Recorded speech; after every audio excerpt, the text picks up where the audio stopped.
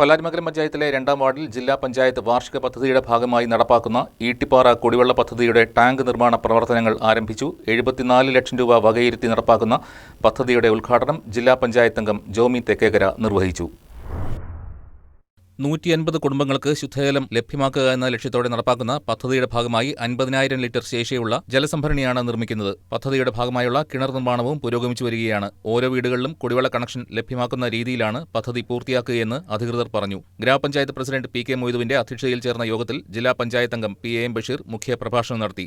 ഗ്രാമപഞ്ചായത്ത് vice president Muhsina Shihab, block panchayat അംഗം രാജേഷ് കുഞ്ഞുമോൻ, ഗ്രാമപഞ്ചായത്ത് സ്ഥിരം സമിതി അധ്യക്ഷന്മാരായ Muhammad K A, Fathima Majeed, K A Ansari, Jameela Ali, Shoukath M P, Muhammad N P, Nisamol Ismail, Naji Jabbar, Jasmine Shanavas തുടങ്ങിയവരും വിവിധ രാഷ്ട്രീയ സാമൂഹിക പ്രവർത്തകരായ ഇബ്രാഹിം കവലയിൽ, ബോബൻ ജേക്കബ്, എം അലിയാർ, അലി അൾട്ടിമ, K M Moideen, K A Muhammad, Nisar K M, Bava P M തുടങ്ങിയവർ സംസാരിച്ചു. പദ്ധതി പൂർത്തിയാകുന്നതോടെ പ്രദേശത്തെ കുടിവെള്ളക്ഷാമത്തിന് ശാശ്വത പരിഹാരമാകുമെന്ന പ്രതീക്ഷയിലാണ് നാട്ടുകാർ. News desk KCV news.